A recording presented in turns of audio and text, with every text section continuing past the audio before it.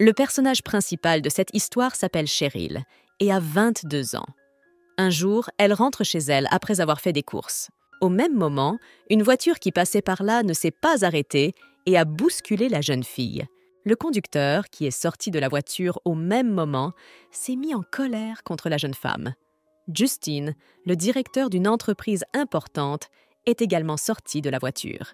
La jeune fille, qui savait se défendre, a répondu à ce rustre de conducteur qui commençait à lui reprocher tout. « Vous avez du culot? Vous m'avez frappé. C'est de ta faute. Et après ça, tu oses encore me crier dessus? » Le personnage principal s'est mis en colère. « Tu veux de l'argent, n'est-ce pas? » C'est alors que l'homme arrogant lui répond. Au même moment, une petite fille est sortie de la voiture. Elle s'approche de Cheryl avec une carotte tombée du sac de la petite fille. « Maman !» dit la petite fille en lui tendant la carotte. « Non, je ne suis pas ta maman, petite fille. »« Alors, qui est une bonne fille ?» dit Cheryl en prenant la petite fille dans ses bras. Il était évident que le bébé aimait cette fille, car il l'appelait sa maman. Au bout de quelques secondes, sa nounou s'est approchée en courant du bébé. « Je suis désolée, monsieur. Je n'ai pas surveillé la jeune fille. » La femme de chambre commence à s'excuser auprès du père de la petite fille. Mais lorsque la nounou a pris le bébé des bras de Cheryl, la petite fille s'est immédiatement mise à pleurer et à supplier pour retrouver sa maman. Bien entendu, le père sévère n'a pas insisté. Il a pris l'enfant, est monté dans la voiture et a poursuivi son chemin. Cheryl est restée seule avec le sac de courses éparpillé. Le lendemain, Cheryl a été appelée dans la même maison que Justine. « Bienvenue, mademoiselle Cheryl. Le président Justine vous invite à entrer dans le salon. » lui dit le chauffeur de la jeune fille. À ce moment-là, l'homme attendait déjà la jeune fille et tenait sa fille dans ses bras. Le bébé pleurait à nouveau pour sa maman et la nounou lui a proposé de le prendre dans ses bras. Lorsque Cheryl est entrée dans le bureau, la première chose qu'elle a faite a été de rencontrer Justin. Cheryl s'apprête à s'excuser, mais celui-ci lui demande de s'asseoir à côté de lui. « Aujourd'hui, mademoiselle Cheryl, je vous ai invitée pour une affaire, » dit l'homme. C'est alors que la petite fille, dès qu'elle a vu un visage familier, s'est précipitée dans les bras de la jeune fille, appelant à nouveau sa maman. Bien sûr, Cheryl a gentiment pris la petite fille dans ses bras. « C'est encore toi et tu m'appelles encore de travers. »« Je ne suis pas ta mère, appelle-moi Tati », demande la jeune fille. Dans l'ensemble, elle était surprise que la petite fille l'appelle maman, car d'habitude, à son âge, les enfants savent déjà qui est leur maman et la reconnaissent. Anna a déjà 1 an et elle ne le sait toujours pas. Le protagoniste a donc décidé de demander à Justine où se trouvait la mère de la fillette. Il s'avère qu'il y a 1 an, la femme est décédée dans un accident de voiture. « Je suis désolée, je ne savais pas. Je compatis. C'est une fille adorable. Je l'ai aimée au premier regard. » La fille lui a fait part de ses regrets. Ce jour-là, Anna t'a vue et t'a appelé maman. Tout le temps où elle ne t'a pas vue, Anna a pleuré. Aujourd'hui, je t'ai invitée, en grande partie à cause d'elle. De manière inattendue, l'homme lui a dit. « Je te demande d'être une mère pour Anna, » demanda Justine d'un ton sérieux. Cheryl n'arrivait pas à croire ce qu'elle venait d'entendre.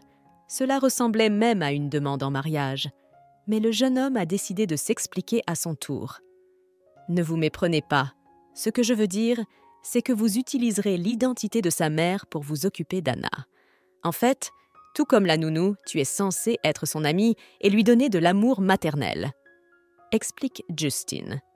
« Monsieur Justine, je ne suis pas d'accord avec vous.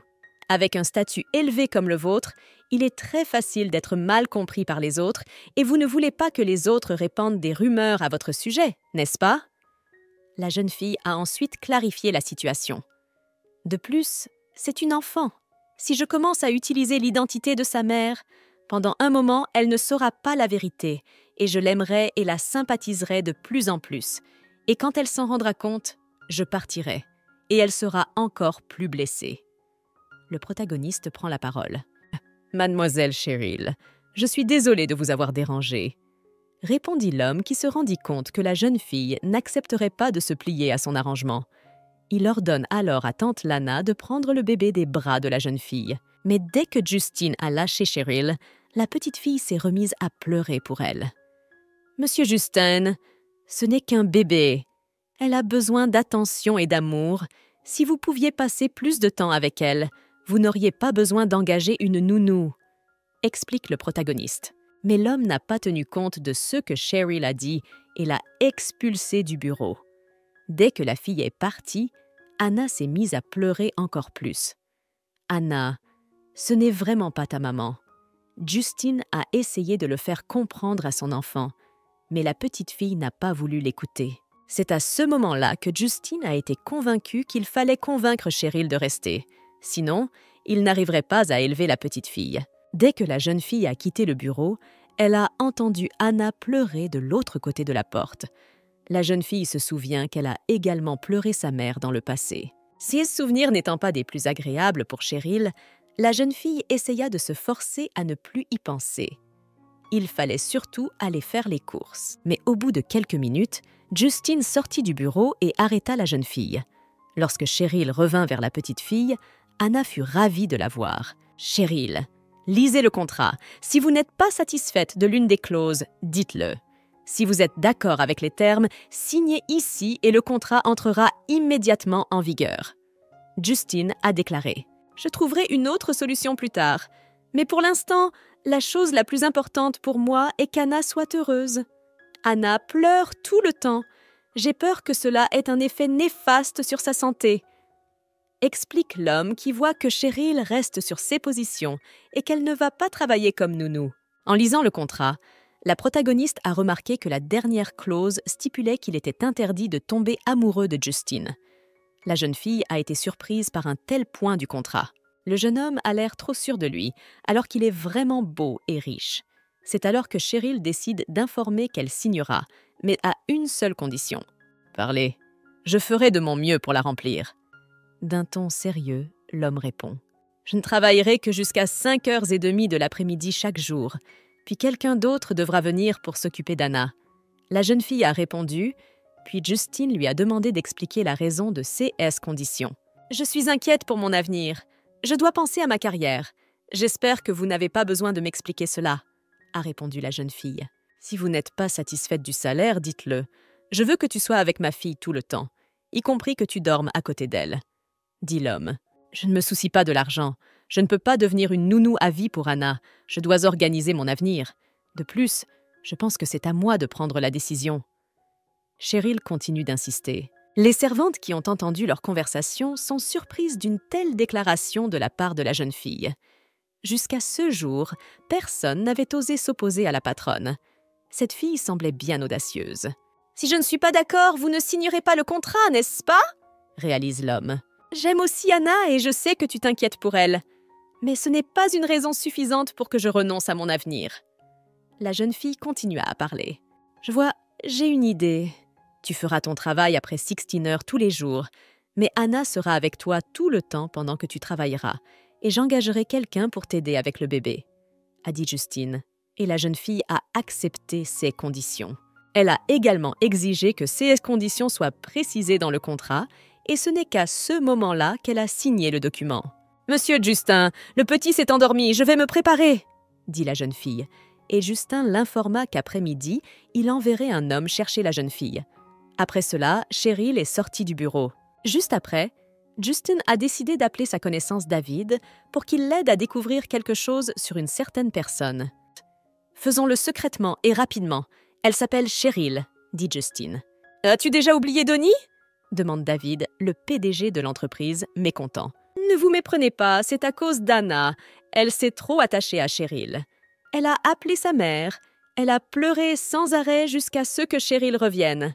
En plus, la petite n'écoute que cette fille, » raconte Justine. Cela dit, Cheryl n'a rien à voir avec la défunte épouse de Justine. L'âge est le même, mais l'apparence est complètement opposée. Je lui ai proposé d'être la mère d'Anna, et oui, je sais qu'elle vendait des brochettes grillées au marché de nuit. J'ai passé un contrat avec elle, mais j'ai l'impression qu'elle ne ressemble pas à une vendeuse de rue ordinaire. J'ai quelques données sur Cheryl datant du mois dernier. Je veux savoir si elle a une relation avec Khan ou non. Justine explique. C'est alors qu'un souvenir a traversé l'esprit du garçon. Les nouvelles montraient que l'héritier de la société avait été impliqué dans un grave accident de voiture. Donnie était le frère aîné de Justine. Le premier jeune homme était maintenant hors de danger, mais gravement blessé. Mais les médecins ont dit que son frère se rétablirait peu à peu. Malheureusement, la femme de Justine n'a pas pu être sauvée. La nouvelle a été diffusée que Donnie avait été blessé dans un terrible accident qui s'est produit peu de temps après qu'il ait été nommé président. Le poste de président a été attribué à Justine, le troisième jeune homme, à la place de Max. « Monsieur, vous avez une réunion d'affaires prévue cet après-midi. Tous les documents nécessaires ont été préparés. » L'assistant de Justine l'a informé un jour. Il était clair que cet accident n'était qu'un simple accident, mais tout de même, quelque chose dans cette mésaventure ne collait pas.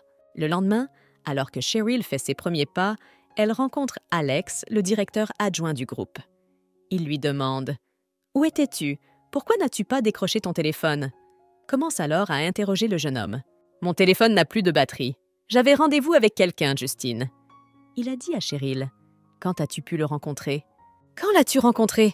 Pourquoi le rencontrais-tu » Alex s'est immédiatement mise en colère. Mais la jeune fille a continué à communiquer avec lui sur un ton tout à fait calme. Elle lui a dit qu'elle avait rencontré Justine par hasard et que c'était lui qui l'avait trouvée et lui avait proposé de parler. « Il veut m'engager comme mère adoptive pour sa fille », informa la protagoniste. « Je serai à la fois mère et nounou, avec un salaire mensuel de 3 000 $. Bientôt, j'aurai assez d'argent pour aller dans une autre ville », raconte Cheryl. Cependant, cette nouvelle ne réjouit toujours pas le jeune homme. « Tu vas vraiment travailler avec lui? Si ton père l'apprend, il sera vraiment blessé, » dit Alex. Mais la jeune fille n'était pas censée s'en préoccuper. « Vraiment, depuis le jour où ta mère est entrée dans la famille de Han, je ne fais plus partie de la famille. La fille de Justine est très gentille. Elle me considère comme sa mère. Quand je la vois, je me revois enfant, » raconte Cheryl. Conte. Cheryl, je comprends que tu ne lui aies jamais pardonné la mort de ta mère, mais il tient à toi, dit Alex, ce qui dégoûte complètement la jeune fille. Non, c'est lui qui a forcé ma mère à partir. C'est à cause de lui qu'elle est morte dans un accident d'avion ce jour-là. Je ne lui pardonnerai jamais. Commence à hurler Cheryl à tue-tête. Alex, tu as toujours pris soin de moi et tu m'as protégée. Je t'en suis reconnaissante. Mais tu restes mon fils. Et tu sais très bien quelle est ma relation avec lui. Si tu continues à me conseiller de lui pardonner, tu ne seras plus le bienvenu chez moi. » La jeune fille explique ses intentions sérieuses. Bien que le garçon lui ait assuré qu'il ne voulait pas faire changer Cheryl d'avis, c'est juste qu'il avait lu que Justine avait trouvé une fille trop rapidement et que c'était un peu étrange. Mais la jeune fille n'allait toujours pas écouter ce type. Elle se boucha même les oreilles pour montrer à quel point elle n'allait pas écouter les opinions des autres. C'est son problème. Je ne veux même pas le savoir. Rassurez-vous, il n'y a aucun malentendu entre Justine et moi. Il a juste besoin de mon aide. Même s'il y a des frottements personnels entre lui et mon père, il ne me posera aucun problème, assure la jeune fille. Alex est enfin convaincu que rien ne pourra la faire changer d'avis. J'ai besoin de me nettoyer un peu, puis ils viendront avec moi. Cheryl a répondu, et Alex a alors proposé son aide. Le gars pourrait la déposer en voiture, mais Cheryl a toujours refusé. « Je suis désolée, bien sûr, mais si je viens avec vous, vos groupies vont me dévorer. De plus, Monsieur Justin viendra personnellement me chercher, » dit la jeune fille. Mais au même moment, son téléphone sonne. Cheryl apprend que Mary est à l'hôpital. Elle en a même parlé à son frère. « Mary est à l'hôpital. Elle ne peut pas bouger. Viens avec moi !» demande la jeune fille avec insistance. À ce moment-là, Monsieur Justine a été informé que Monsieur David était arrivé il y a 5 minutes et qu'il l'attendait à son étage. Dès que Justine est entrée dans le bureau de sa connaissance, il a immédiatement demandé ce que David avait appris. David lui a remis toutes les informations qu'il venait d'apprendre sous forme de documents imprimés.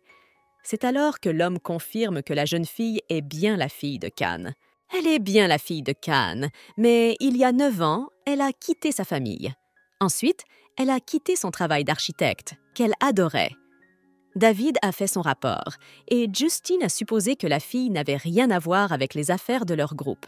Cependant, David n'aimait toujours pas cette fille, car son père était à l'origine de la mort de Donnie. « Et tu as fait un pacte avec elle, sans me demander mon avis. Tu veux l'utiliser pour te venger de lui ?» David est en colère. « Non, je ne peux pas l'utiliser comme ça. Tout ce dont j'ai besoin maintenant, c'est qu'Anna pleure moins, explique le jeune homme. Juste à ce moment-là, Justine a reçu un appel de la nounou pour l'informer que la petite dame pleurait depuis trop longtemps et que personne n'arrivait à la calmer. La nounou lui a également dit qu'ils étaient allés voir Mistress Cheryl, mais que la fille n'était pas à la maison. À ce moment-là, Cheryl se trouvait elle-même à l'extérieur de la salle d'opération.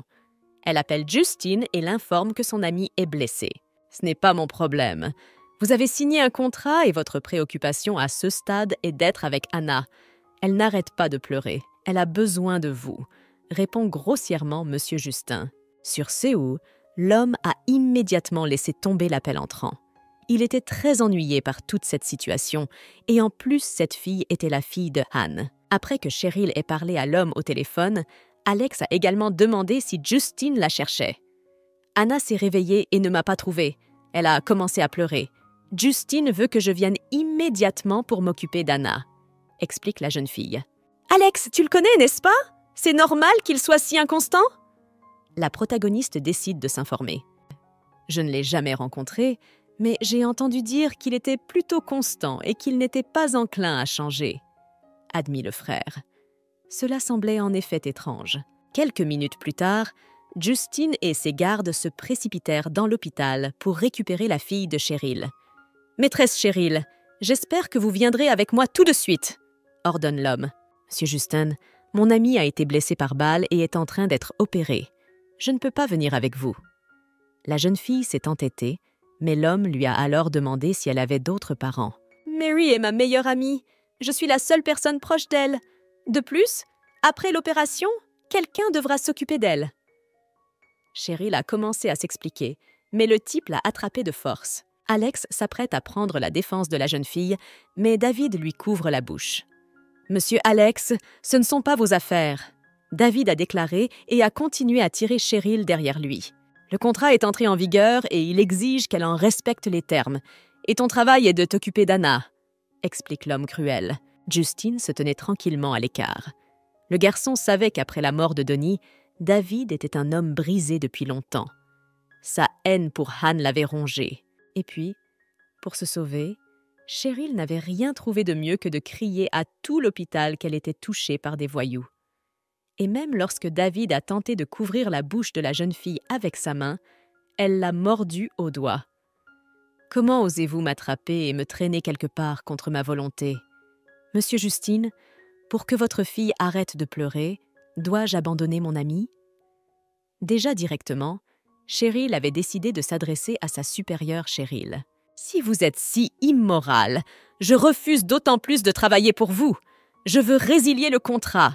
Avec vos fonds, vous pouvez facilement me trouver un remplaçant.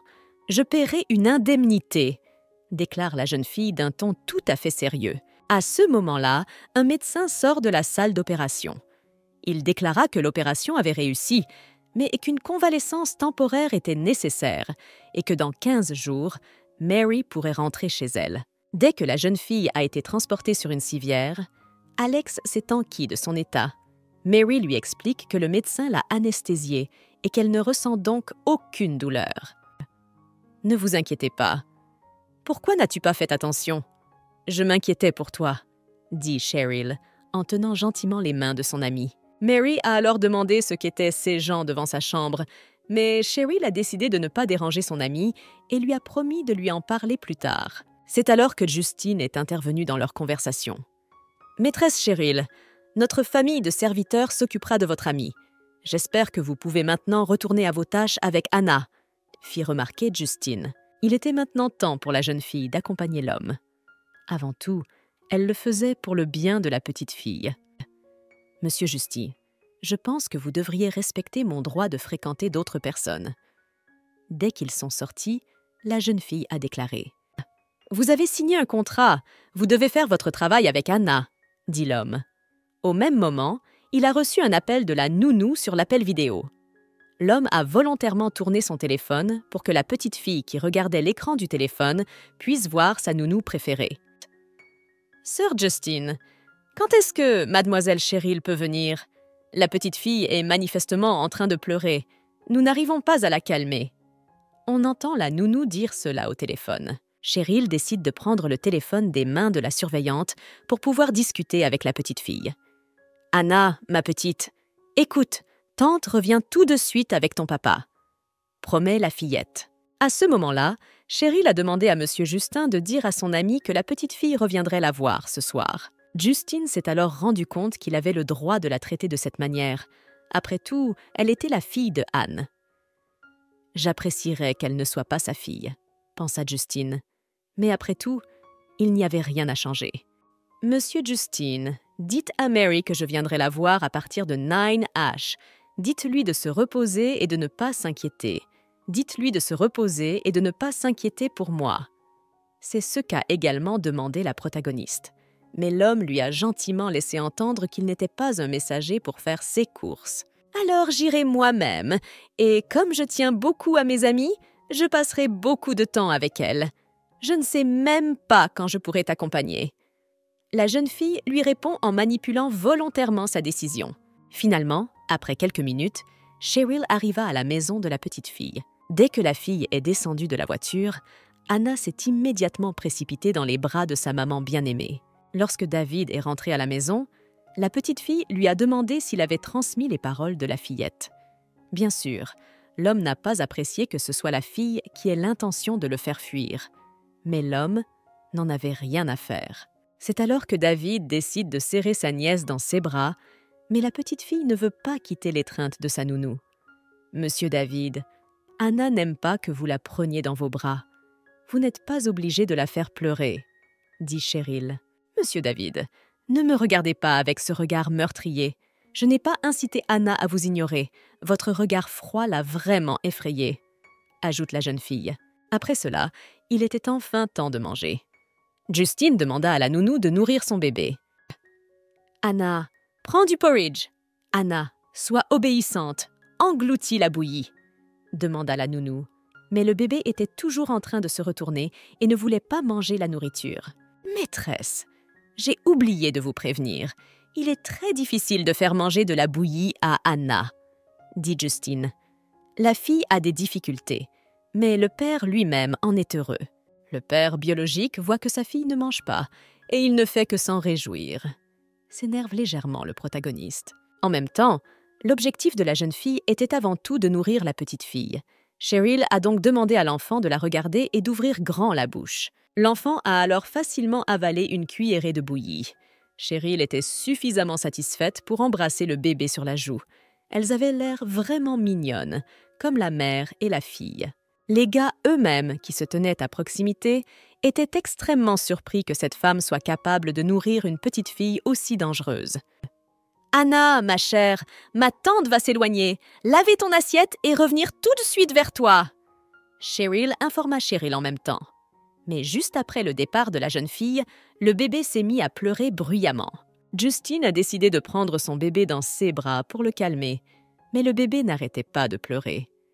L'homme l'a alors informé que son papa l'emmènerait chez sa maman. Sur le moment, Justine a réfléchi à la situation.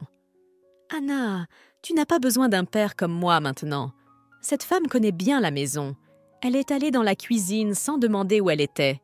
Si l'on en croit les registres, c'est la fille aînée qui a obtenu son diplôme à l'université.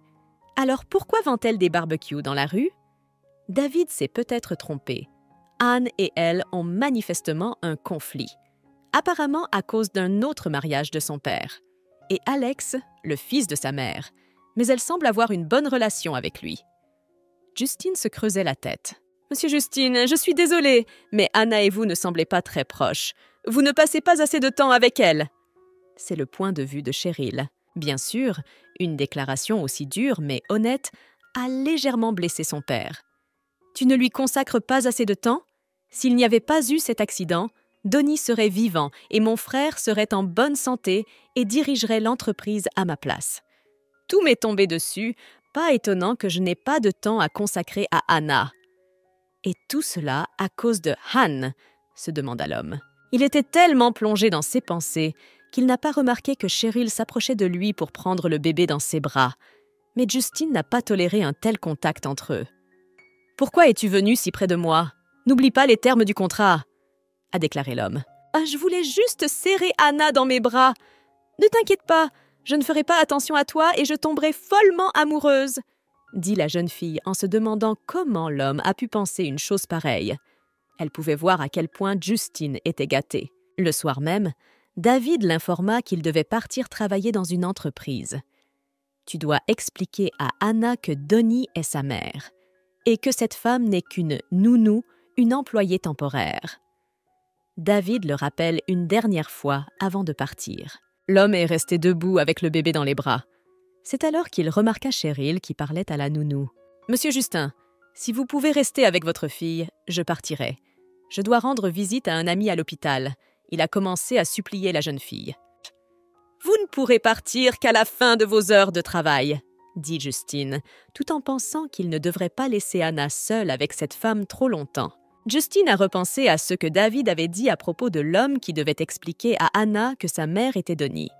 Cela dit, le type s'est renseigné sur l'endroit où Cheryl allait aller. « Écoutez et rappelez-vous que c'est une propriété privée, et vous n'avez pas le droit d'entrer ici. » C'est alors que l'homme s'étonne. La jeune fille n'avait même pas réalisé pourquoi Justin l'avait mentionné abruptement en premier lieu. « Territoire privé? Il croit qu'il vit dans un palais? Espèce d'arriviste! Je ne suis pas ton esclave. Et que veux-tu que je loue ?» Le protagoniste ne comprend pas. Le lendemain, Madame Jeanne aide Max, le grand frère de la famille de Justin, à se déplacer. « Justine, je suis une personne complètement inutile en ce moment. Tout le monde peut commencer à rire, » dit Max, minimisant directement sa force après avoir été victime d'un accident de voiture. « Frère, ne dis pas ça, s'il te plaît, » demanda Justine. « Cette femme ose encore t'inviter au mariage. Elle m'a larguée et a décidé de se moquer de moi comme ça, » déclara l'homme. « Tout ça à cause de ces jambes inutiles. À quoi sert la rééducation? Je ne peux pas me tenir debout. » Furieux de la cruauté et de l'injustice de sa vie, Max était en colère. Justine a assuré à son frère que Max ne penserait plus à sa femme. Le médecin disait encore que Max avait de bonnes chances de s'en sortir. Alors Justine lui a assuré qu'il devait croire en lui. Mais quand Justine a parlé de pouvoir sortir avec Max, son frère aîné est devenu encore plus furieux. « Je n'ai pas besoin de ton aide. Je ne veux pas de ta pitié !» s'écrie Max. Leur dispute a tout de même été apaisée par la petite fille qui a tendu la main à son oncle. Anna se souvenait de Max, alors elle s'est même approchée pour l'embrasser. C'était vraiment très gentil. « Peut-être qu'elle a appris ça quand la nounou lui donnait à manger », pensa Justine à haute voix. À ce moment-là, Jeanne s'est approchée du père de la petite fille pour lui poser quelques questions. Mais il y avait tellement de questions que Tinwell n'avait même pas envie d'y répondre. « Justine, as-tu trouvé quelqu'un qui peut garder un œil sur Anna? Elle s'appelle Cheryl? »« Justine, tu as fait des recherches approfondies sur elle? »« C'est vrai. Où est sa famille? Que fait sa famille? Est-elle liée à Cannes? » Sa mère a commencé à poser des questions et Justine s'est alors retournée car il était fatigué d'entendre autant de questions. Justine a alors expliqué qu'il avait demandé à son employé de vérifier ce qu'il en était, la fille n'étant après tout qu'une commerçante ordinaire qui n'avait aucun lien de parenté avec Cannes. Le lendemain, alors que Cheryl négocie ses tâches avec la babysitter, Justine s'approche d'elle. Justine a dit à tante Lana qu'Anna jouait avec son grand frère pour le moment, mais que dès que la femme entendrait des pleurs, elle devrait tout laisser tomber et se rendre auprès du bébé. « Viens avec moi, je veux te parler. » Justine informa Cheryl en même temps. La nounou, qui se tenait à proximité, conseilla à la jeune fille d'écouter l'homme et de le suivre vraiment rapidement. Lana travaillait avec cette famille depuis environ 5 ans. Elle pouvait donc donner des conseils précis. Elle a expliqué à la jeune fille que Justine n'aime pas du tout qu'on le fasse attendre. Cela dit, lorsque Cheryl s'est approchée du garçon au bout de quelques minutes, il s'est immédiatement mis en colère et a traité la fille de tortue. Mais Cheryl est aussi têtue et confiante. Elle n'a donc pas avalé ces remarques désagréables à ses dépens.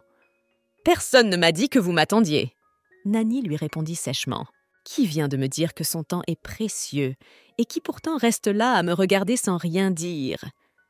La jeune fille a également fait une remarque habile. « N'oublie pas, si quelqu'un te pose des questions sur ta famille, dis-lui que tu es orpheline. » Soudain, l'homme ordonna. « Quoi?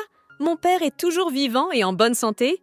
Voulez-vous que je me dise orpheline? » « Monsieur Justin, quelle est la raison? » s'étonne la jeune fille. Mais le garçon lui répondit brutalement qu'il n'y avait pas de raison. « Tu seras obligé de le dire, même si tu ne le veux pas », déclara-t-il. « Et si je ne veux pas ? Monsieur Justin, dois-je vous rappeler le contrat ? Vous ne pouvez pas me traiter de la sorte », poursuivit la jeune fille confiante en le regardant férocement avec un regard noir. « J'ai une raison, et c'est Anna, alors tu dois le dire.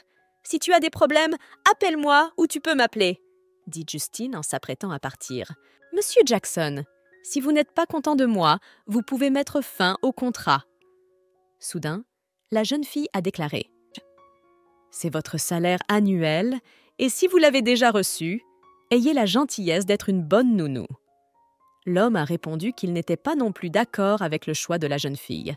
Justine a alors quitté le bureau en claquant la porte. Lorsque la jeune fille revint auprès de la petite fille, elle vit qu'Anna était dans les bras d'une autre femme. Cheryl ne savait même pas de quel genre de femme il s'agissait. Il fallait donc qu'elle fasse connaissance.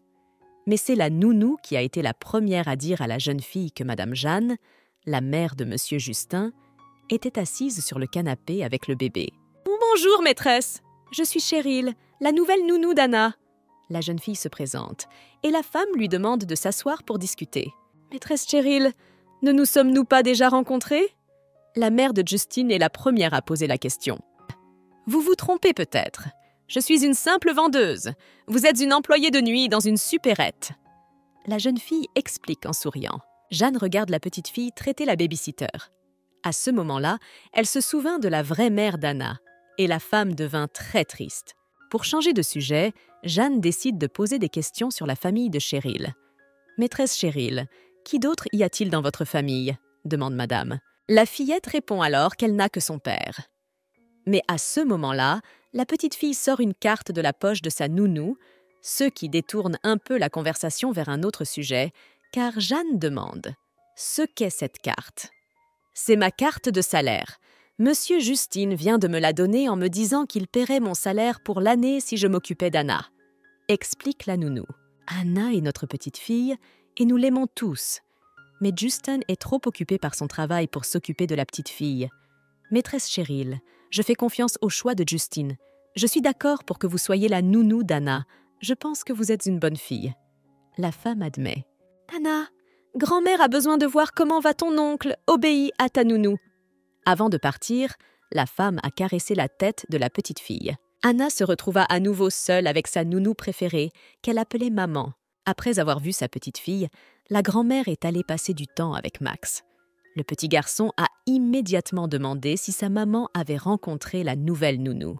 « Je n'ai pas vraiment fait connaissance, mais c'est une belle et gentille fille. Je m'en suis rendu compte tout de suite. Elle est un peu têtue, mais c'est quelque chose que Donnie n'avait pas.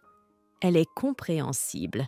Donnie est née dans la richesse, et Cheryl s'est toujours battue pour la bonne vie. » La femme réfléchit. C'est alors qu'elle remarqua que Max avait commencé à tourner en rond, alors qu'il allait quelque part. Le garçon a révélé qu'il voulait se rapprocher pour mieux entendre les rires d'Anna. Pendant que Cheryl faisait une pause avec le bébé, une autre nounou, Lana, s'occupait de la petite fille. Pendant ce temps, Cheryl était au téléphone avec son amie. « Cheryl, tu vas bien ? Cheryl, as-tu fait partir ton frère ? Je dois m'occuper de lui ou de moi. S'il te plaît, aide-moi. Prépare-moi n'importe quel repas pour le dîner, s'il te plaît. » J'ai commencé à crier impulsivement dans le combiné de Mary. « Cheryl, j'ai entendu une voix d'enfant qui appelait maman. Qui est à côté de toi?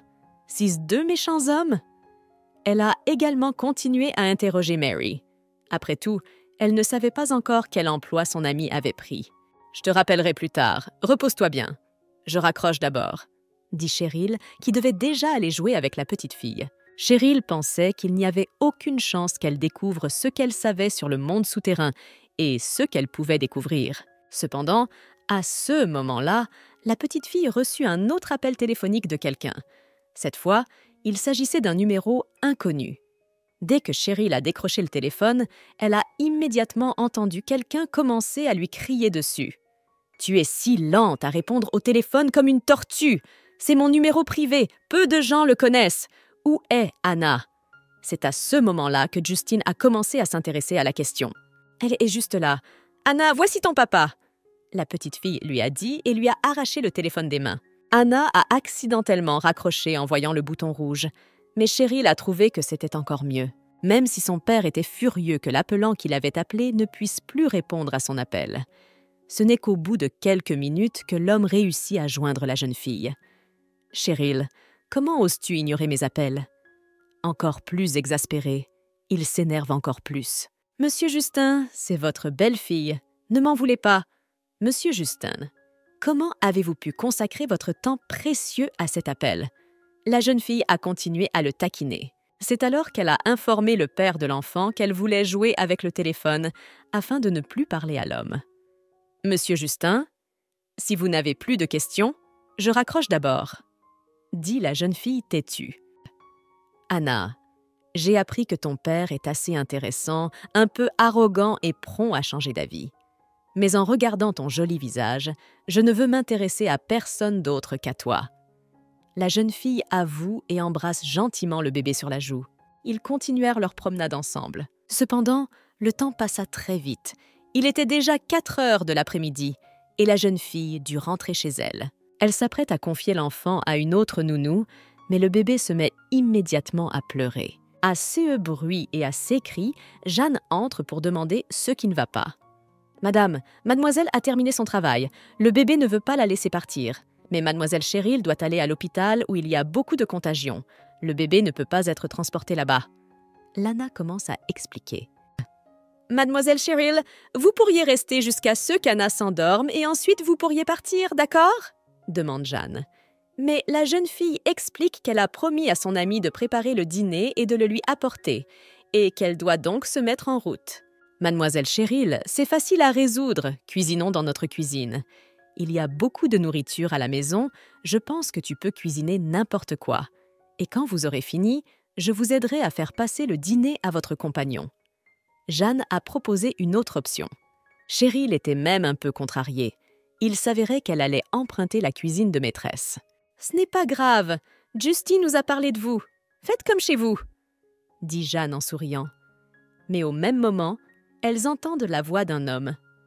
Bonnie, le père de Justine, est entré en courant en criant que Jeanne était tombée et qu'elle avait besoin d'aide immédiatement. Dès que la femme est partie aider, Cheryl a décidé de demander à l'autre babysitter qui était cet homme. « C'est Monsieur Ian. Lui, sa femme et son fils aîné vivent dans la maison d'à côté, » raconte Lana.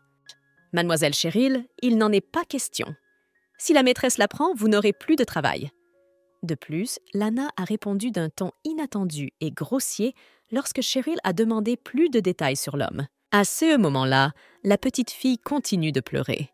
Cheryl lui explique qu'elle ne va nulle part, mais qu'elle l'emmène avec elle pour qu'elle puisse cuisiner ensemble. Et c'est ce qui s'est passé. Alors que Cheryl courait dans la cuisine, une petite fille la suivait de près. Anna n'a pas fait un pas en arrière de la nounou. « Mademoiselle Cheryl, vous pouvez prendre la petite fille et je peux cuisiner. » Anna décida de suggérer à Lana, qui observait ce spectacle amusant depuis les coulisses. « Vous n'êtes pas obligée de le faire. Je ne peux pas la tromper, nous sommes amis depuis 9 ans, elle saura que ce n'est pas moi qui cuisine. » L'amie refuse la fille. Au même moment, la nounou aperçoit la voiture du monsieur qui s'arrête devant la maison. « Tu ferais mieux de t'occuper d'Anna, je vais voir le jeune homme, » dit la nounou, et elle se précipita immédiatement dehors. Cheryl comprenait maintenant pourquoi Justin était si arrogant. Finalement, après quelques heures, Cheryl avait fait tout ce qu'elle voulait faire. Son cœur s'était calmé, mais il restait encore beaucoup de travail à faire. « Anna, viens, je t'ai servi de la soupe. Fais attention, elle est encore chaude, » dit Nanny. À ce moment-là, Monsieur Justin est entré dans la maison. Dès le seuil, l'homme entendit une odeur agréable et il demanda ce que les femmes préparaient aujourd'hui. Lana lui expliqua que c'était Mademoiselle Cheryl qui cuisinait. Lorsque l'homme s'est approché du bébé, il a vu que la nounou le nourrissait à la cuillère. Mais c'est aussi à ce moment-là que Justine s'est mise en colère, car l'effrontée Cheryl ne l'avait pas saluée correctement. « Tu ne me considères pas comme ton maître? C'est difficile pour toi de me dire « bonjour » quand je reviens ?» L'homme s'indigne. « Et vous êtes un drôle d'homme. Quelqu'un m'a dit que je n'étais pas un serviteur ici et que je pouvais être libre, » dit Cheryl d'un air malicieux. « Qu'est-ce que vous lui donnez à manger? La nourriture d'Anna est préparée par un chef, alors ne lui donnez pas de la nourriture ordinaire. Et si elle a mal après avoir mangé, pouvez-vous vous occuper d'elle? L'homme continue de s'énerver. Je ne vois aucun problème, monsieur Justin. Expliquez-moi ce qu'il en estimate. C'est alors que la jeune fille têtue a répondu qu'elle n'allait pas céder à ces provocations grossières. Monsieur Justin, je ne suis pas ce genre de personne. Je répète, je suis une femme honnête. Je ne ferai jamais une chose pareille. D'un ton sérieux, la protagoniste a déclaré « J'ai préparé une soupe à haute teneur en calcium. La nourriture n'est pas mortelle. D'ailleurs, Anna l'a aimée. » La jeune fille ajoute, pour se défendre « Il en reste encore. Tu en veux? Tu travailles dur, alors manger de la soupe te fera du bien. Va te laver les mains pendant que je te verse de la soupe. » dit la fille sans même demander l'avis de son supérieur. « Vous pouvez tester mes compétences.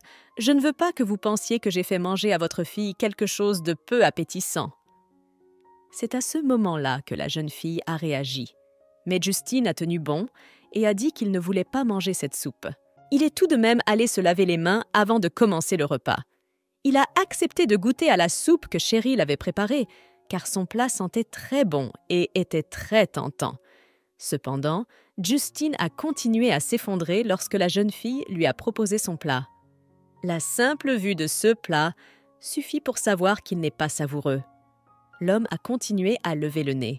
Même lorsque la nounou a demandé à l'enfant si elle aimait la soupe, Anna a poussé un cri de joie, signe que la soupe était effectivement délicieuse. « Anna, ton papa ne l'aime apparemment pas. Ce n'est pas très joli de faire la fine bouche, alors mange tout, Anna !» dit la nounou d'un air de défi. Cependant, alors que la jeune fille se détournait, Justine prit la cuillère dans ses mains et la porta avec hésitation à sa bouche. Dès qu'il a goûté la cuillère, il s'est immédiatement rendu compte qu'il s'agissait d'un mets très savoureux. Anna a déjà eu la sienne pour elle toute seule. Bien sûr, j'en ai besoin aussi. Je veux savoir ce qu'elle ressent. Continua l'expression de l'homme pour ne pas montrer qu'il aimait vraiment la soupe. Une fois le repas terminé, la fille décida de féliciter la petite fille pour avoir mangé jusqu'à la dernière goutte. « Hey, Anna, c'est bien! Tu as mangé tout un bol de soupe !» se réjouit Cheryl, qui fait tourner la petite fille autour d'elle tout en jouant avec elle. Lorsque Cheryl s'est retournée, elle a également remarqué que l'homme avait vidé presque toutes les assiettes de soupe. Justine a tout critiqué, tout en mangeant lui-même. Après le déjeuner, Justine a également décidé de retirer le bébé des bras de la baby-sitter. « N'oublie pas qu'Anna et moi partageons tout ensemble. Plus tard, si tu fais quelque chose pour elle, laisse-m'en une partie. » L'homme dit, et il devint encore plus clair qu'il voulait aussi goûter aux autres créations culinaires de Cheryl. « Monsieur Justine, vous voulez dire que si je cuisine pour Anna, je devrais aussi cuisiner pour vous ?» demande la jeune fille avec un sourire en coin. Et quand le gars l'a confirmé, la fille lui a aussi fait un petit ricanement. « Est-ce que ça devrait inclure ça aussi ?» demanda Cheryl en lui tendant un biberon de lait. Le soir, l'homme a continué à jouer avec sa fille. Mais son assistante l'a informé qu'il avait un rendez-vous à 7 heures et que Justine devait partir. Mais avant que l'homme ne parte en voyage d'affaires, la jeune fille lui a remis un objet spécialement destiné à son usage personnel. Justine a d'abord pensé que ce déjeuner dans une jolie boîte lui était destiné, mais ce n'était pas le CA. « Vous avez mal compris, c'est pour ma petite amie et David. J'ai entendu dire que vous alliez en ville. Mon ami n'est pas loin. J'aimerais que vous lui apportiez ceci. » La jeune fille a répondu, mais l'homme lui a alors demandé pourquoi elle ne pouvait pas la conduire elle-même, car son temps était très précieux. « Parce qu'Anna a beaucoup pleuré. Je n'ai pas eu le temps d'aller la voir à l'hôpital. J'ai fait des heures supplémentaires ici, c'est pour ça. » La nounou a expliqué d'un ton triste. Dès que Justine a entendu cela, il a décidé de donner à la fille l'argent pour les heures supplémentaires. Cheryl ne faisait pourtant pas tout cela pour l'argent. Pourtant, il était temps de dire au revoir à la petite fille, car la nounou devait partir. Monsieur Justin a accepté de transmettre le goûter à l'ami de Cheryl et, quelques minutes plus tard, l'homme était déjà à l'hôpital pour lui remettre le goûter. Toutes les infirmières de l'hôpital s'extasient devant la beauté de l'homme. Non seulement il est riche, mais il est aussi très beau, n'est-ce pas? Chuchotent les filles. Cheryl n'a pas pu venir. Alors elle m'a demandé d'apporter de la nourriture. Elle a cuisiné elle-même, c'est délicieux. Elle vous a dit de manger d'abord la soupe. raconte l'homme en commençant à déballer le goûter de la baby-sitter. À ce moment-là, les autres personnes présentes dans la pièce ne s'attendaient même pas à ce que Justine adopte une attitude aussi calme face à la demande de Cheryl. C'était comme si le jeune homme avait été infecté par le bavardage de Cheryl. Mais surtout, Justine faisait tout cela pour Anna. Alors que l'homme s'apprêtait à partir, il a été arrêté par Mary. « Attendez, où est Cheryl? Qu'est-ce que tu penses d'elle ?» La jeune fille a demandé, ce qui a pris le gars au dépourvu. Alors que Justine sortait de la pièce, il a été arrêté par Alex. « Monsieur Justin, je vais être franc, c'est une gentille fille. J'espère que tu ne lui feras pas de mal. » Il exprime son inquiétude à son frère. « Tu t'inquiètes pour elle? C'est parce que ta mère les a poussés à divorcer? Toi et ta famille, vous lui avez fait du mal. » L'homme a commencé à parler. Bien sûr, Alex n'a pas supporté tout cela et a commencé à crier en retour. « Cette histoire est juste pour nous. Dans mon cœur, elle sera toujours une sœur. J'ai dit tout ce qu'il y avait à dire. Si tu lui fais du mal, je ne te le pardonnerai pas. » D'un ton extrêmement sérieux, Alex affirme « Cheryl peut enfin rencontrer sa meilleure amie. Tu es enfin là. Si tu n'étais pas venu, je n'aurais pas dormi. » La jeune fille avoue, puis son amie lui explique qu'elle a un nouveau travail. « Quel genre de travail? Quelle est ta relation avec cet homme ?» demande immédiatement Mary. « J'ai accepté d'être la nounou de la fille de Monsieur Justine. » La jeune fille répond, mais avant que Cheryl ne puisse terminer, son amie l'interrompt immédiatement, commençant à s'énerver contre elle. « Tu as perdu la tête? Je t'ai dit qu'il était le patron d'une des plus grandes entreprises. L'autre s'appelle David, c'est le chef d'un gang. » Sérieusement énervée et effrayée à la fois, son amie lui répond. « Il y a peut-être eu un malentendu. Il n'est pas très agréable. Mais ce n'est pas ce genre de personne. Je ne suis pas fâchée. J'ai signé un contrat avec lui de mon plein gré. » explique la jeune fille. « J'ai l'impression qu'il y a un problème avec l'un d'entre eux. Fais attention. » Mary l'avertit au CIU. Mais Cheryl a promis qu'elle ne tolérerait pas l'oppression, et son amie a donc pu se calmer. C'est alors que Cheryl a dit à Alex qu'elle resterait avec Mary ce soir et que le petit ami pourrait être le premier à rentrer chez lui. Mais avant de partir, Alex a fait savoir à la jeune fille qu'il voulait lui parler. Ils sont sortis par la porte de la chambre pour ne pas embarrasser Mary. « S'il te plaît, fais attention, ne te laisse pas blesser. Si quelque chose arrive, dis-le-moi tout de suite, » demanda le frère. « Vous parlez de la même façon, mot pour mot. » La jeune fille qui a fait cette observation amusante a répondu en plaisantant. « Je ne suis pas facile à intimider. Monsieur Justine est un peu arrogant. Vous n'avez pas à vous inquiéter pour moi. Rentrez chez vous, » dit Cheryl en poussant un peu le gars pour qu'il s'en aille. Cheryl et Mary ont dormi ensemble cette nuit-là dans la même chambre. Mais la jeune fille a été distraite de son sommeil par un appel entrant sur son téléphone. Justine a appelé la jeune fille pour lui dire qu'Anna était réveillée. « Vous avez dit qu'Anna était docile. Peut-elle dormir toute la matinée? Elle ne dort pas, elle pleure. » La jeune fille a commencé à poser des questions. Il s'est avéré que le bébé pleurait, que personne ne savait quoi faire et que personne ne savait comment le calmer. Justine a donc demandé sincèrement à la nounou de venir aujourd'hui. « Il est tard. Ce n'est pas prudent pour toi d'y aller seule. Je viendrai te chercher. »« D'accord. Descendez au rez-de-chaussée et attendez-moi, » ordonne le type. En effet, ce jeune homme a une autre facette. Dès que la jeune fille est montée dans la voiture avec son patron, l'ambiance a été très conflictuelle. Le silence se fait de plus en plus pesant. La jeune fille a donc décidé d'entamer le dialogue. « Tu as été occupée jusqu'à présent? Anna ne communique pas beaucoup avec vous. Y avez-vous déjà pensé? » demande Cheryl. « Elle est encore jeune. Une fois qu'elle aura grandi, les choses changeront, » répondit l'homme.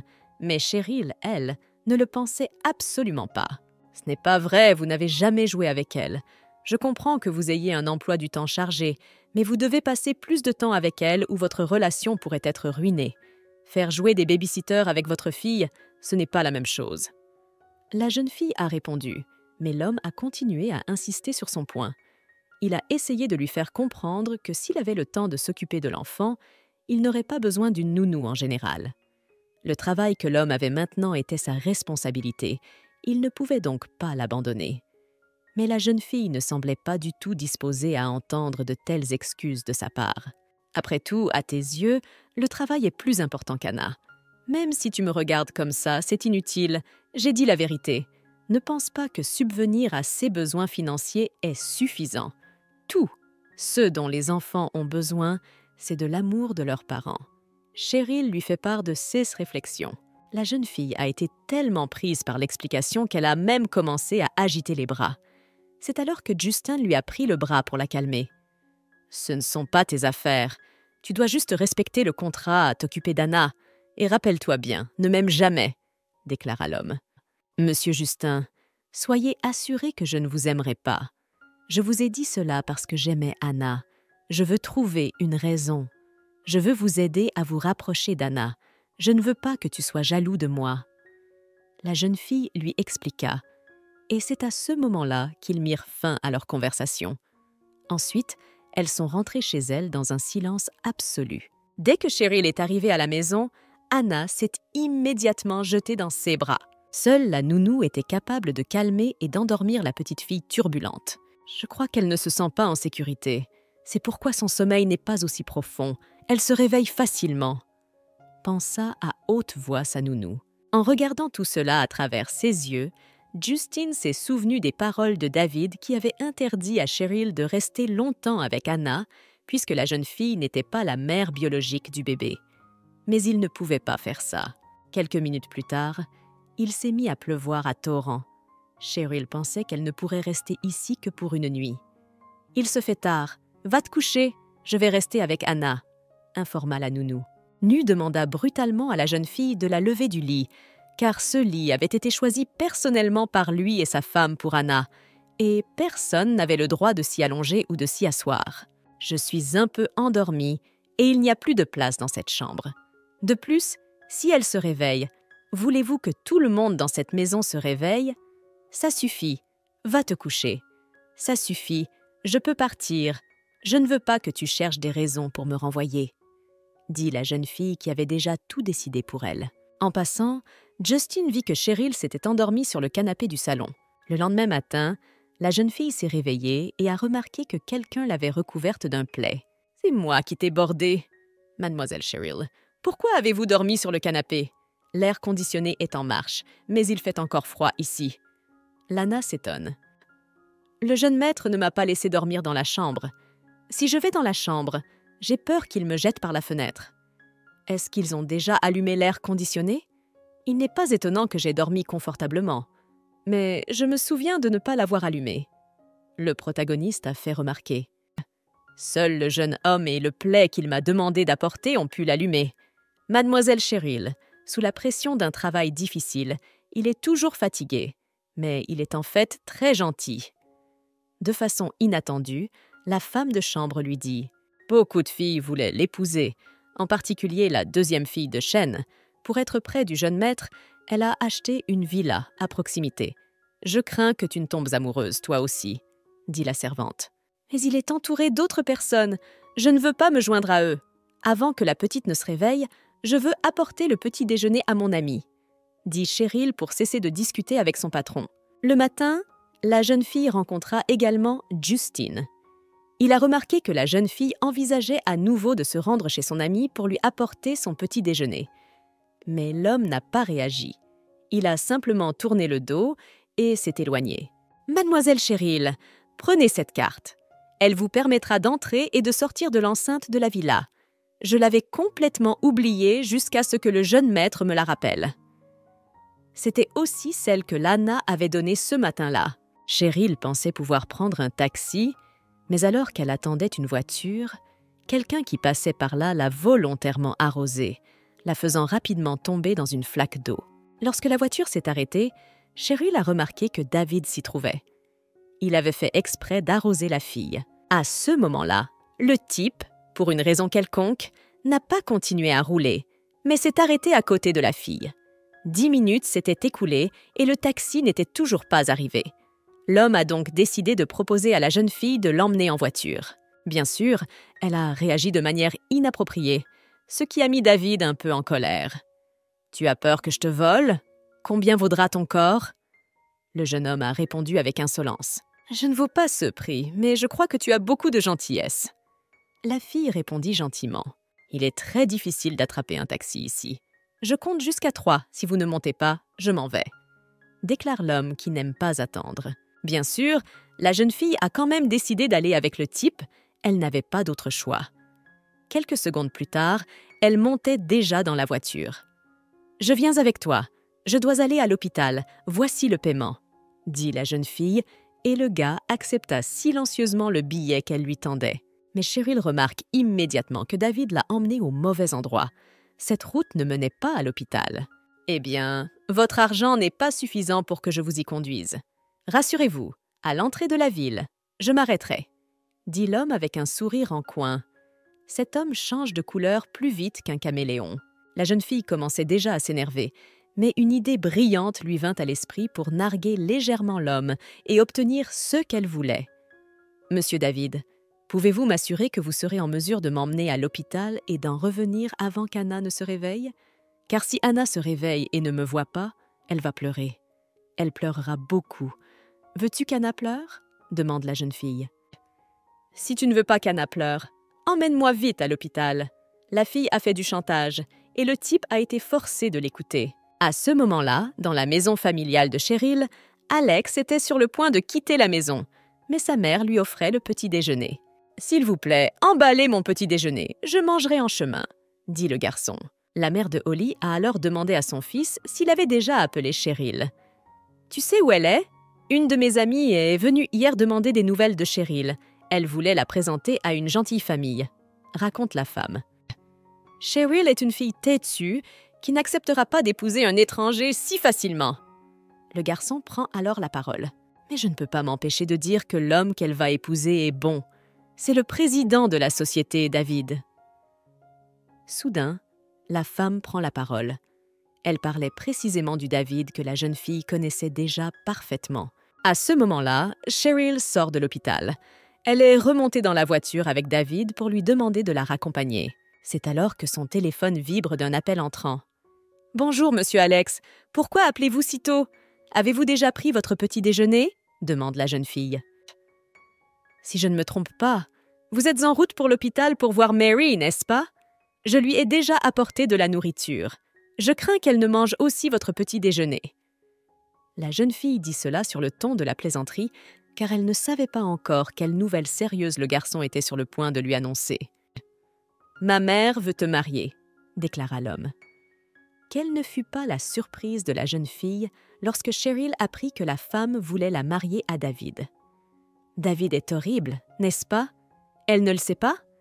J'ai quitté la maison il y a longtemps, mais elle ne veut toujours pas me laisser tranquille. » Voilà ce qui défilait dans l'esprit de Cheryl. Mais la jeune fille ne peut que remercier la mère d'Alex pour sa sollicitude et son respect. Quelques minutes plus tard, David avait déjà déposé la jeune fille chez elle. Mais avant qu'elle ne sorte de la voiture, l'homme va encore lui parler de quelque chose. « Je te ramène et tu ne me dis même pas merci ?» C'est ainsi qu'il a entamé la conversation.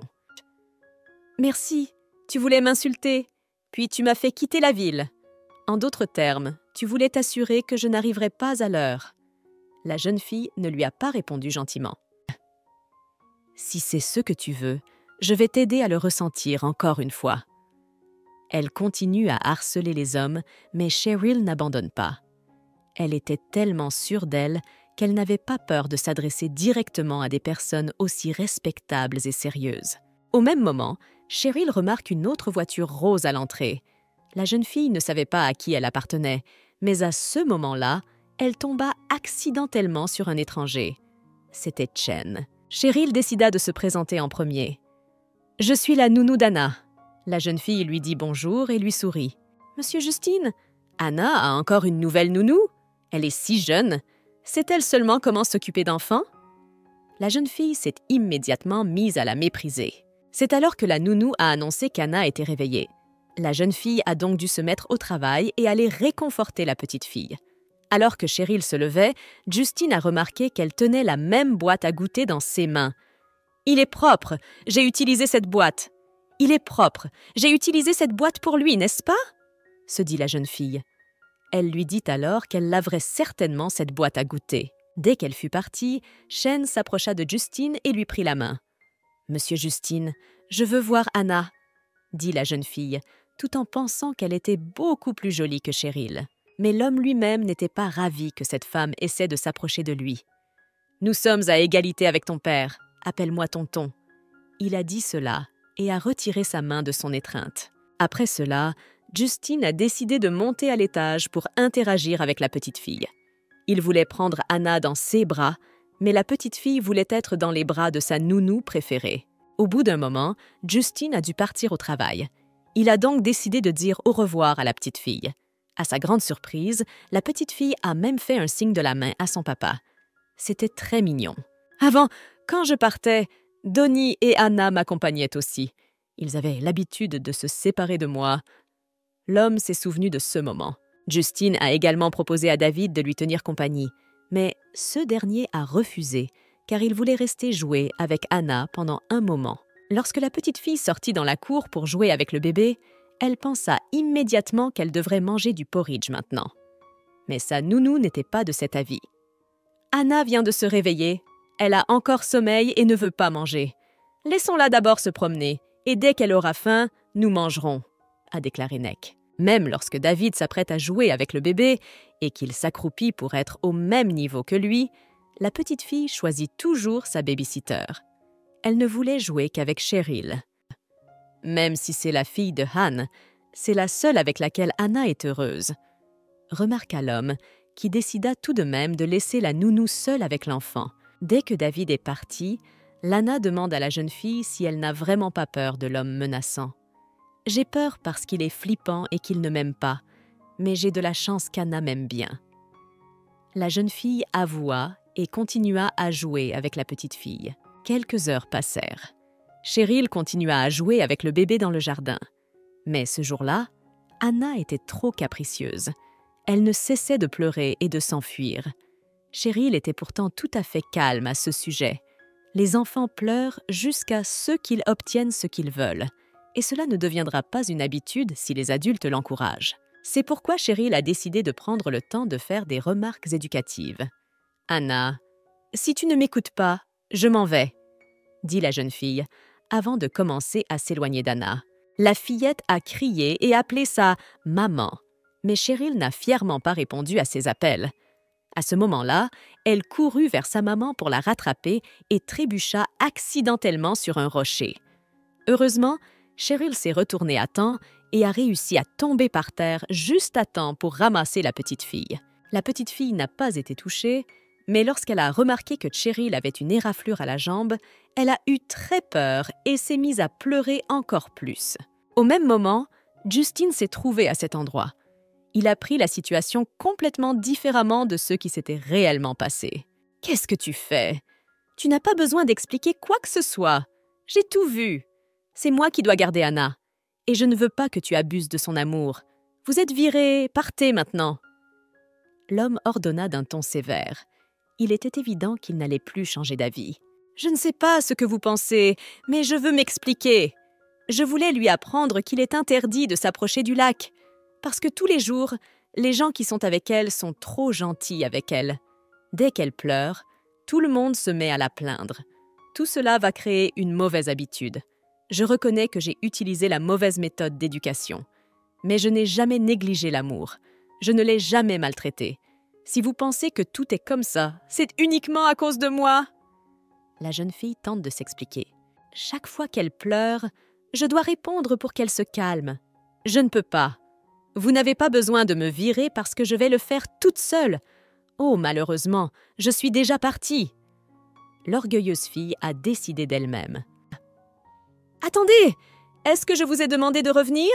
Je vous demande seulement de prendre la carte et de la mettre dans mes mains. Sinon, je t'accuserai d'avoir détourné mon argent. » L'homme l'interrompt alors avec insolence. « Monsieur Justin, prenez-la, s'il vous plaît. Tout l'argent est sur le compte.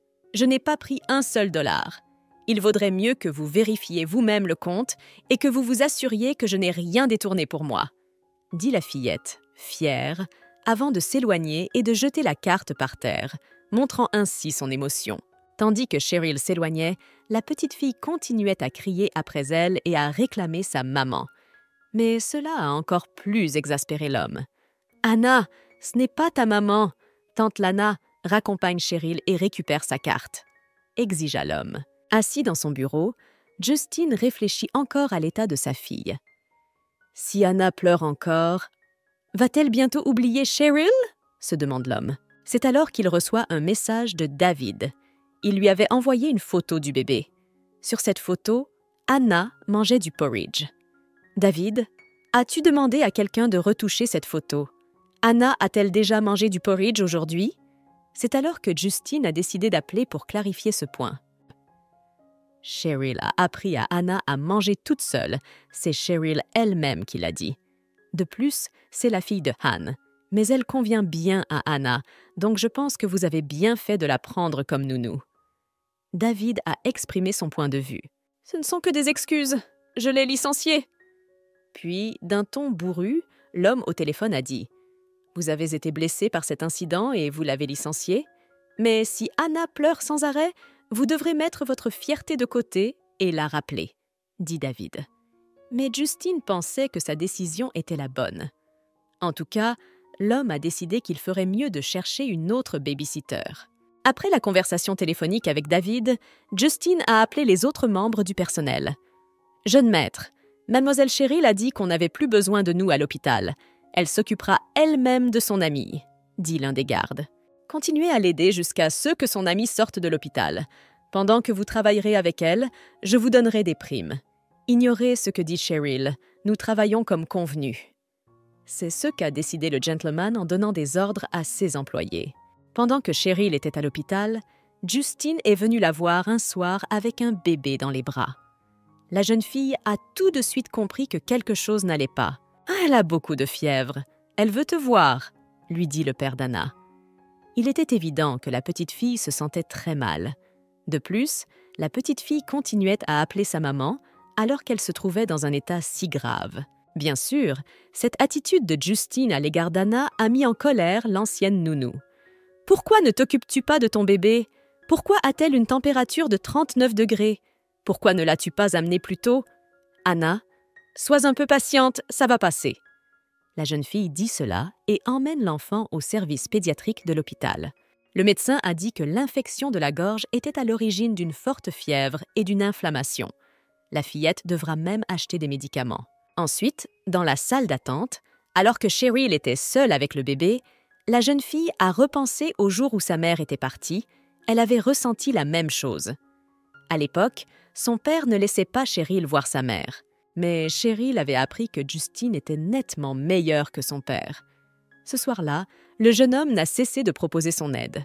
« Monsieur Justine, remplissez un verre d'eau chaude pour Anna. Une personne qui a de la fièvre doit boire plus d'eau. » demanda la jeune fille. Il était temps d'administrer le médicament.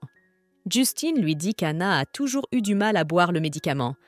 Mais Cheryl décida d'essayer d'administrer personnellement le sirop à la petite fille. « Anna, si tu ne bois pas le médicament, tu ne guériras pas.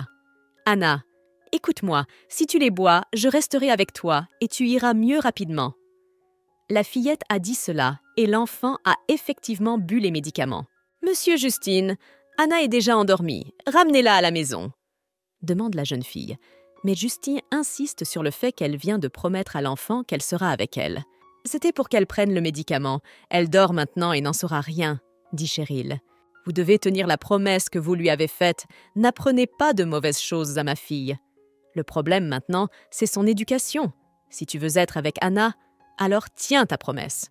Mais les enfants apprennent vite, même si on ne les écoute pas. » C'est alors que l'homme têtu a commencé à s'affirmer. « Monsieur Justin, vous l'avez dit.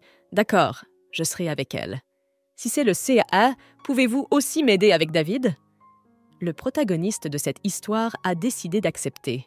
Ensuite, alors qu'ils rentraient ensemble à la maison, Cheryl eut une forte envie de dormir. En chemin, elle se détendit et posa accidentellement sa tête sur l'épaule de l'homme, après quoi elle s'endormit. « Tu es fatiguée parce que tu t'es occupée d'Anna. D'accord, je vais te laisser t'allonger sur mon épaule pendant un moment, » pensa l'homme. Au matin, la jeune fille se réveilla dans une chambre inconnue, dans son lit. Dès qu'elle décida de sortir de la chambre, elle fut immédiatement accueillie par Justine. « Mademoiselle Cheryl, avez-vous bien dormi? Je vous ai transportée ici parce que vous ne vouliez pas vous réveiller, » dit l'homme. En repassant ces paroles dans sa tête, la jeune fille se rendit compte qu'il l'avait personnellement portée dans ses bras à l'étage. Il y a beaucoup de serviteurs ici. Pourquoi a-t-il fait ça? Eh bien, si la fièvre d'Anna a déjà disparu, il s'avère que j'ai tenu ma promesse de ne pas rentrer à la maison, pensa la jeune fille. Elle est encore si jeune. Passe plus de temps avec elle. Ne la laisse pas toujours avec la nounou. Cheryl demanda une dernière fois avant de partir. Lorsque la jeune fille descendit au rez-de-chaussée, elle rencontra une étrangère. La femme était très belle et gracieuse. Cheryl décida de se présenter d'abord afin de faire connaissance. « Je m'appelle Louis. J'ai été surprise lorsque M. Justin m'a appelé au milieu de la nuit pour me demander de lui apporter des vêtements. Il se trouve qu'il avait une si belle fille comme invitée. Vous avez une belle silhouette. » Complimente l'agréable femme. Cheryl était exactement le genre de fille dont Louis avait besoin. En tant que créatrice de mode, elle avait besoin d'un mannequin. C'est alors que Cheryl l'informe qu'elle a déjà été renvoyée. « Vraiment? Si c'est le cas, venez dans mon entreprise. Nous avons une tonne de postes à pourvoir. Vous pouvez choisir celui que vous voulez. Vous pouvez fixer votre propre salaire. » La dame commença à faire des propositions alléchantes, mais leur conversation est interrompue par Justine. « J'ai signé un contrat avec elle. Cheryl, ces choses sont un cadeau. Avant qu'Anna ne se réveille, prends une douche et change de vêtements. Tu sens mauvais. » L'homme effronté a ensuite ajouté. « Cheryl, si tu n'as pas de travail, assure-toi de me trouver. Au revoir !» Avant de s'en aller, la sympathique jeune fille a dit. Juste après le départ de Louis, Cheryl a décidé de s'informer auprès de son patron. Après tout, M. Justin lui avait dit hier qu'il voulait rompre le contrat. Comme vous le savez, l'accord n'a pas encore été annulé. Il est toujours valable. Si vous n'êtes pas d'accord, allez donc le signer personnellement. L'homme déclara. « Jeune maître, le bébé va bientôt se réveiller. Il n'est pas encore habitué à ce changement.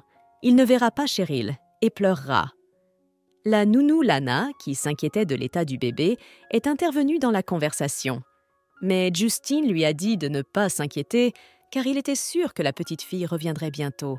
Lorsque Cheryl sortit prendre l'air, car ce salaud l'avait beaucoup énervée, elle retrouva Chen.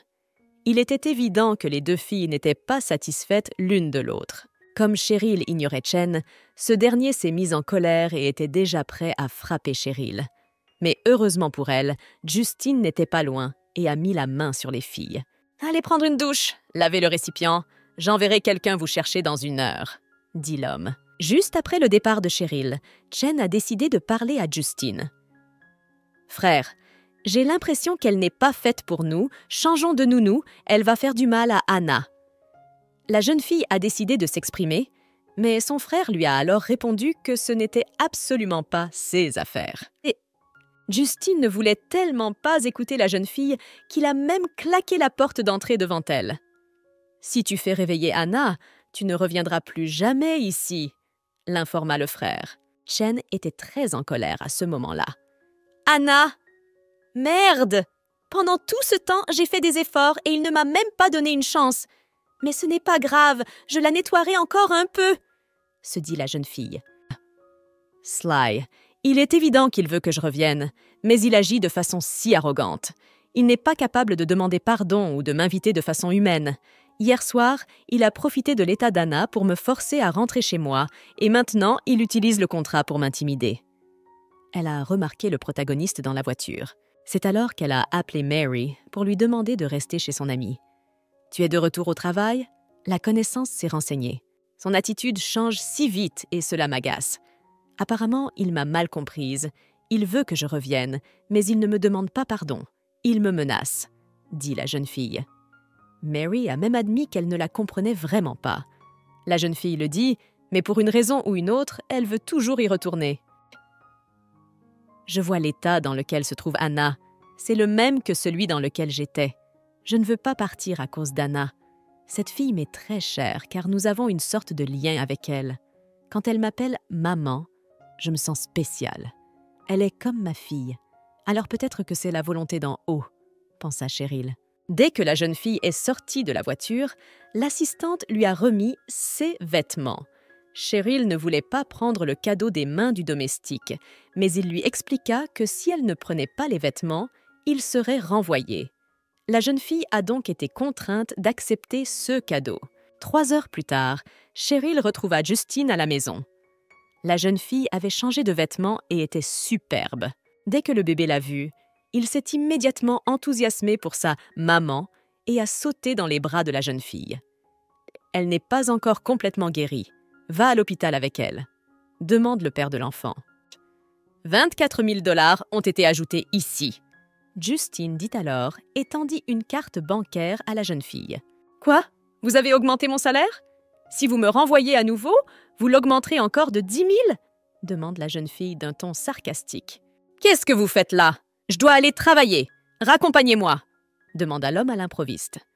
La dernière fois, il avait apprécié l'atmosphère de l'escorte au travail. C'est pourquoi Justine allait recommencer. Mais Cheryl n'avait pas l'air emballée par une telle demande. C'est alors que Nanny Lana lui a chuchoté à l'oreille que le gars aimait bien se faire voir. « Cet homme ne peut pas parler franchement », s'est dit la jeune fille à ce moment-là. Justine, lui, continuait à faire le fier en tant qu'outsider. « En seulement 2 jours, quelqu'un est devenu brusque », dit l'homme. Il avait retrouvé son arrogance détestable. Lorsque Justine est retournée à l'entreprise, il y a rencontré David. Celui-ci lui dit qu'il avait réinvité la nounou de Cheryl. « Un homme comme toi est inférieur à elle ?» s'étonne David. Mais il n'a pas eu le temps d'y réfléchir car le monsieur a été informé de l'arrivée de sa tante. Lorsque la femme est arrivée, elle a été surprise de voir que monsieur Justine était également présent. « Ne vous inquiétez pas, je ne suis pas venue vous voir pour de l'argent. Je suis ici cette fois-ci parce que je vous ai trouvé une fille. Elle est belle, gentille et compréhensive. Quand puis-je vous la présenter ?» C'est à ce moment-là que la femme a commencé à demander autour d'elle. Même l'excuse de David, à savoir qu'il était occupé en ce moment, n'a pas fonctionné sur elle. « Même si tu es occupé, tu dois manger. Alors, au lieu de manger, va la rencontrer. Cheryl est très gentille, c'est la fille unique de Monsieur Han.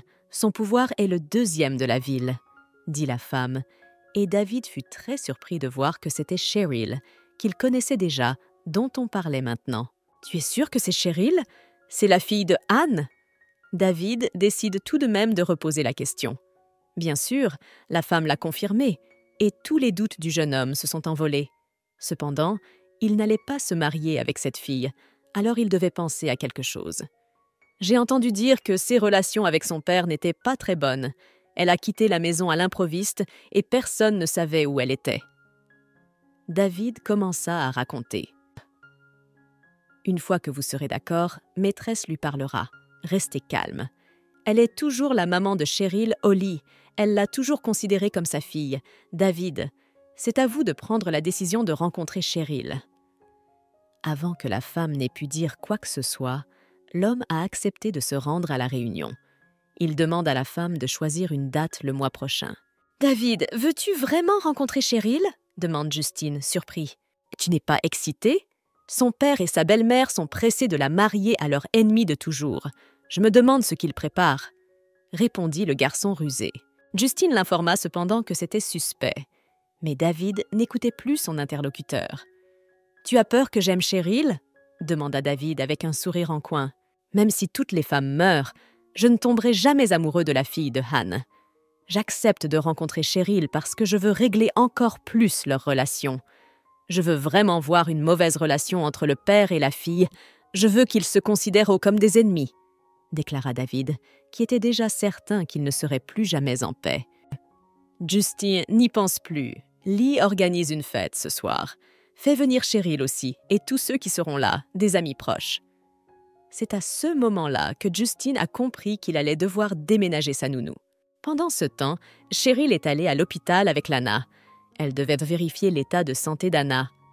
Le bébé dormait toujours, même si elle était à l'hôpital. Au même moment, la jeune fille rencontra à l'improviste une ancienne connaissance. « Cheryl, qu'est-ce qui ne va pas? Tu ne te souviens pas de qui je suis. Je m'appelle Léon. Je ne t'ai pas vue depuis 8 ans. Tu es devenue encore plus belle. » Le docteur lui dit bonjour, et la jeune fille reconnaît alors sa connaissance. « Si vous ne me l'aviez pas dit, je ne m'en souviendrais même pas. Cela fait longtemps, tu as tellement changé. » La jeune fille est surprise. Bien sûr, au départ, le médecin pensait que Cheryl était déjà mariée et qu'elle tenait sa fille dans ses bras. Mais la jeune fille a expliqué qu'elle était la nounou de la petite fille. Elle a eu de la fièvre hier soir et l'inflammation n'a pas encore disparu. C'est pourquoi je l'ai amenée pour un examen. Le type l'a alors informé qu'il pouvait examiner la petite fille puisqu'il était pédiatre. C'était une excellente nouvelle. Lana l'a bien sûr rapporté à Justine. Elle a un ami qui est médecin. Oui, un type, jeune, qui porte des lunettes, qui a l'air très poli. On a remarqué qu'ils ont une dynastie de médecins. Il s'appelle Dr Léo. Il s'intéresse à Mlle Cheryl. Quand il a appris qu'elle était célibataire, il a rayonné de bonheur. Une autre nounou a rapporté. Tante Lana, ne me parlez pas de choses qui n'ont rien à voir avec Cheryl. Dis-lui que la famille Lee organise une fête ce soir et qu'elle doit y aller aussi. Je dirai à Louis de lui trouver une robe pour elle, ordonna le patron. Dès que l'homme eut raccroché le téléphone, il pensa au fait que, peu importe où cette fille se trouvait, elle attirait toujours l'attention des autres. Il était évident que ce type semblait être en colère à cause de cela. Pendant ce temps, le médecin, après avoir examiné la petite fille, propose aux deux jeunes filles de sortir prendre l'air. Nous ne nous sommes pas vus depuis si longtemps. Aujourd'hui, nous avons l'occasion de nous rencontrer à nouveau. Nous pouvons parler à table. Je vous invite à dîner. Cheryl, es-tu d'accord? Demande le jeune homme. Mais la jeune fille doit refuser, car elle doit ramener la petite fille à la maison. Le médecin a alors proposé d'emmener le bébé avec lui. Mais avant que la fille ne puisse répondre à son offre, Justine est apparue à l'horizon. « Monsieur Justin, que faites-vous ici ?» s'étonne Cheryl. « Oh, quoi? Je ne peux pas venir? Tu la déranges avec ton ex !» répondit le gars qui avait l'air d'être jaloux de la fille. « Monsieur Justine, vous pouvez m'accuser, mais vous n'avez pas le droit de calomnier les autres !» dit Cheryl en continuant à penser à l'horrible personne qu'il était. La jeune fille se rendit compte qu'il serait très difficile de changer son caractère. « Il est toujours comme ça, on peut se voir quand je suis libre, on en reparlera plus tard. » La jeune fille a expliqué et proposé une autre option à son médecin habituel. « Voici ma carte, prenez-la au cas où. » Puis elle la donne à l'homme en guise d'adieu. Lorsque la fillette est montée dans la voiture avec Justine et Anna pour rentrer chez elle, elle s'est intéressée à la carte de visite. Ce carton était brillant et attrayant, alors la petite fille a voulu jouer un peu avec. « Donne-moi ce morceau de papier. Anna, tu dois m'écouter. Anna, viens ici. Tu veux voir le paysage ?» interrogea Cheryl, mais la petite fille continua à être méchante. Anna décida de s'asseoir dans les bras de son papa pendant un moment, en regardant par la fenêtre, et fit exprès de jeter elle-même le papier par la fenêtre. La carte de visite s'est envolée si loin que personne ne l'a jamais retrouvée. Après quoi, la petite fille joyeuse est retournée dans les bras de sa maman. Bien sûr, Cheryl n'a pas grondé l'enfant, car elle n'était que méchante. Mais en même temps, il était évident que la fillette était vraiment contrariée. Justine décide toutefois d'engager la conversation sur le sujet. « Qu'est-ce qui ne va pas? Tu as le cœur brisé? Pourquoi l'as-tu laissé faire ?» Elle ne savait pas ce que signifiait ce papier. « Si tu veux, je vais dire au chauffeur de tourner, tu pourras aller le chercher. » L'homme dit alors « Alors dites-lui de s'arrêter, je le prendrai. » La jeune fille répond, mais Justine lui explique qu'ils ne peuvent pas s'arrêter ici, sous peine d'être arrêtés par la police. « Juste du papier, j'en ai beaucoup. Je peux faire amende honorable. Si ce morceau de papier ne vous suffit pas, vous pouvez prendre toute cette boîte. » L'homme lui répond et lui tend ses cartes de visite. C'est alors qu'il décida de lui faire savoir qu'il y aurait une fête ce soir. La jeune fille s'apprêtait à lui dire que ce n'était pas ses affaires, mais l'homme lui a expliqué qu'elle serait là avec lui et Anna. Anna devrait dormir davantage et les fêtes se terminent tard. Es-tu sûre qu'elle devrait y aller? Pourras-tu t'occuper d'elle? La fille qui ne voulait pas aller à la fête continue d'insister. « Je n'y vais pas, mais vous pouvez le faire », assure l'homme. « Je n'aime pas participer à ce genre d'événement. » Cheryl continue d'insister. Mais l'homme ne pouvait plus être persuadé. D'autant plus que c'était leur plan avec David de rencontrer l'homme. « Tu es la nounou d'Anna, tu devrais toujours être avec elle. Tu dois de toute façon m'aider avec Anna. Cela suffira. Je peux payer un supplément en plus, 1000 $ par nuit, ça te va ?» suggère Justine. Mais la jeune fille l'informe qu'elle ne le fait pas pour l'argent. « Cette femme, Elle ressemble à Donnie, mais pourquoi leurs personnalités sont-elles si différentes? Non, elle ne peut pas être comparée à Donnie, parce qu'elle est la fille de Han. À ce moment-là, Justine réfléchit. La fille sentit également le regard sévère du gars sur elle à ce moment-là. Ce regard? Quand quelque chose comme ça arrive, c'est comme ça qu'Estimated Mary a dit un jour qu'il y avait un conflit entre la famille de Anne et la famille de Justine. Je ne veux pas aggraver la situation. Je ne suis jamais apparue en public avec lui. Si c'est pour les affaires, il ne devrait pas s'approcher autant, pense la jeune fille. Mais Cheryl était si pensive qu'elle n'a même pas remarqué que Justine s'approchait d'elle. « Qu'est-ce que tu fais ?» demande la jeune fille, surprise, en repoussant le garçon. « Pourquoi me demandes-tu cela? Pourquoi me regardes-tu avec ce caviar? Rappelle-toi le contrat et la clause qui t'interdit de m'aimer. » Il a décidé de le lui rappeler. Ils se disputèrent encore un peu dans la voiture, mais heureusement, ils furent vite rentrés à la maison. Dès qu'Anna est rentrée, elle s'est immédiatement mise à table. Le bébé peut déjà manger tout seul, et c'est tout le mérite de Cheryl. Il s'est avéré qu'avant l'arrivée de la petite fille dans leur foyer, celle-ci était prise en charge par sa mère, et qu'elle était aussi, comme aujourd'hui, indépendante selon Lana. Après la mort de sa mère, elle a perdu la tête. Nous lui montrions une photo de Madame Donnie et elle devenait un peu plus obéissante, raconte Nanny. Sur le moment, Cheryl se souvient qu'il y a 1 an, la mère d'Anna était décédée dans un accident de voiture. Mais même à ce moment-là, la jeune fille se souvient que son père est mort dans un accident de voiture au même moment. Tante Lana, cet accident de voiture, qui en était l'instigateur? Qui était responsable de l'accident? Cheryl se met soudain à poser des questions. Mais Lana l'informe qu'il s'agit d'un sujet interdit et qu'il n'est pas possible d'en parler davantage. La nounou a tout de même pu en dire un peu plus sur ce qui s'était passé. Cette nuit-là, elle est partie avec le vieux monsieur à la recherche du jeune maître. Il y a eu un accident, elle est morte, et le vieux monsieur est dans un état grave. L'autre voiture appartenait à Anu. Il n'a pas été gravement blessé. Je suis désolée pour elle, si jeune, raconte Lana. Toutes les suppositions de Cheryl ont été confirmées à ce moment-là. Comme elle le pensait, il s'agissait de son père. La voiture de M. Khan a ralenti en tournant. Il a klaxonné. La voiture du monsieur plus âgé roulait à vive allure, même s'il freinait. Ce n'était donc pas la faute de M. Han. J'ai essayé d'expliquer à Cheryl. Mais Senior Master ne pouvait pas accepter cette vérité. Ils aimaient beaucoup Mistress Donnie. C'est de là que venait toute cette haine, explique tante Lana avec beaucoup de regret. Quand un être cher meurt, tout le monde est affecté, mais on ne peut pas blâmer une personne innocente. Cheryl prend la parole. « Maîtresse Cheryl, cela ne t'est pas arrivé. Tu ne peux pas comprendre la douleur de leur cœur, » répondit alors Lana. Cependant, toute cette situation rappelait à la jeune fille la mort de sa mère, qui était également inattendue. Cheryl en voulait à son père depuis 10 ans. Aujourd'hui, la jeune fille sait que Justine déteste son père, mais en même temps, il a accepté de l'accueillir comme nounou d'Anna. Cheryl pensait que cet homme ne se souciait pas d'Anna. C'est alors que la jeune fille reçoit un appel sur son téléphone.